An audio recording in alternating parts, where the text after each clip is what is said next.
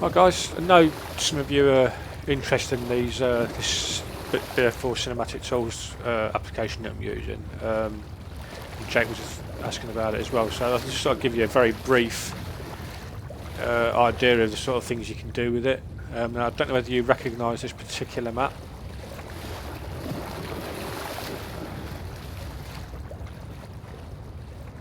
Give you a clue, it's a map we know very, very well. Well, I've basically just adjusted the water level so that it's it's flooded the map basically, or most of it. You recognise it now?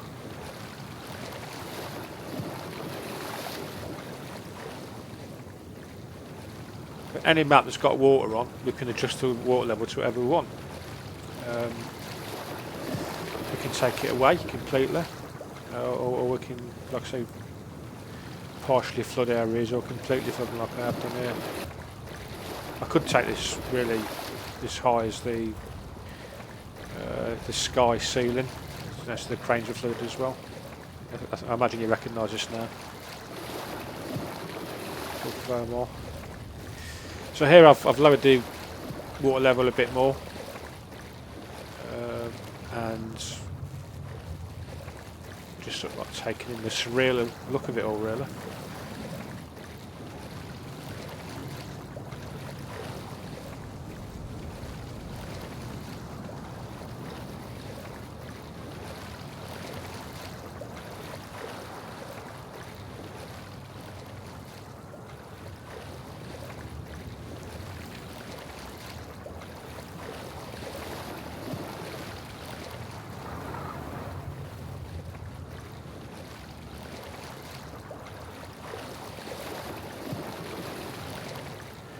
So I've lowered the water level, so there's just sort of like standing water at the top, and it gets deeper as you get back down there, obviously.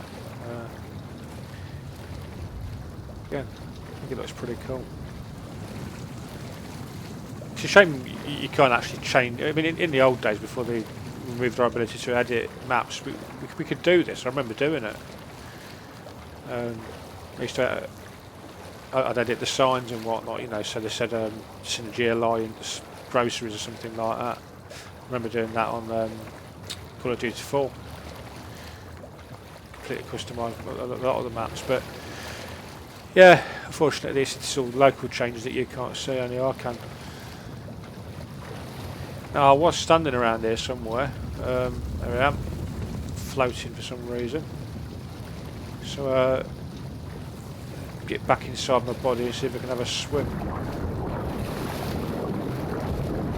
Now, I can't break the surface. I can move. I can swim underwater, but there seems to be some sort of reason why I can't swim on the surface, so I have to get my legs on the floor and I'm walking around. Besides that, it seems to behave just like normal water. You can shoot it and splash it. It drags you as you're walking.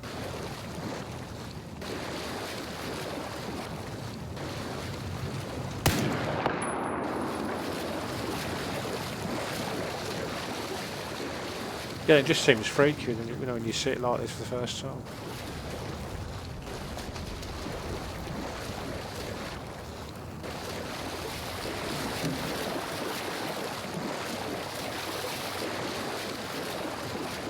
Again, have another bash at swimming here, just straight underwater again. You don't drown. That's something else that's interesting. You just have to program that code into areas rather than into the water itself. So I'm adjusting the wind here now, just incrementing the wind gradually until I've got it going that hard that basically it just looks stupid, but you know, it's like gale force winds.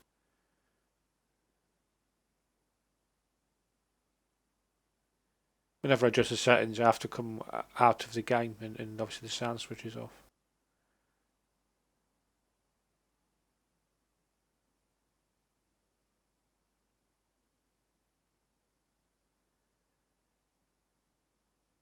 But with the wind, you can adjust how powerful it is. You can adjust You know, whether it's a constant wind or whether it varies in direction. You can control the direction in the amount it varies. It's pretty good, the control you've got.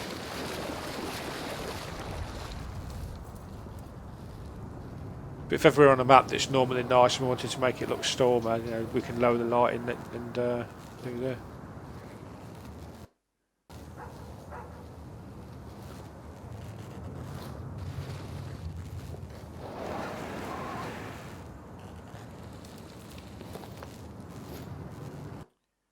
Right, so I've switched the wind back to normal now.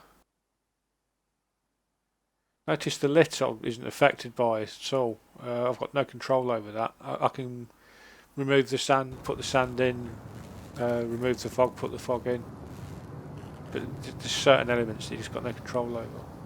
Now, this is something I'm still playing around with. I discovered this a few days ago, as you saw from that Hangar 21 Tomahawk explosion. But you've got a whole list of effects that are local to the maps. So you have some effects on some maps, some on others. You can import them. Every time I've tried to do it, the game's crashed so far, but I've got to play around with that. So that's basically an effect of you know, like a spark in electrical item. There's another one.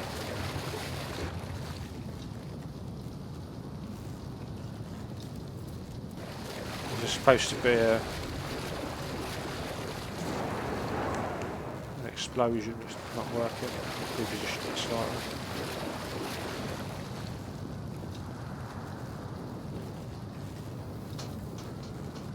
You have different levels of explosions, small, medium, large, massive. There you go, it's working now. So yeah, looks pretty cool. No sound. You have to. Some of the stuff you get sound built in. The Tomahawk you do. Some you don't.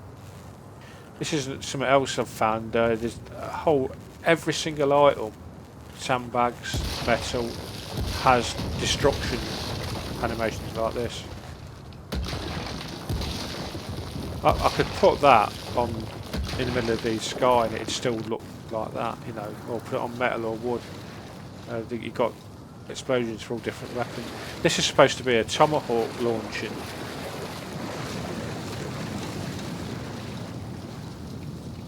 That's quite cool.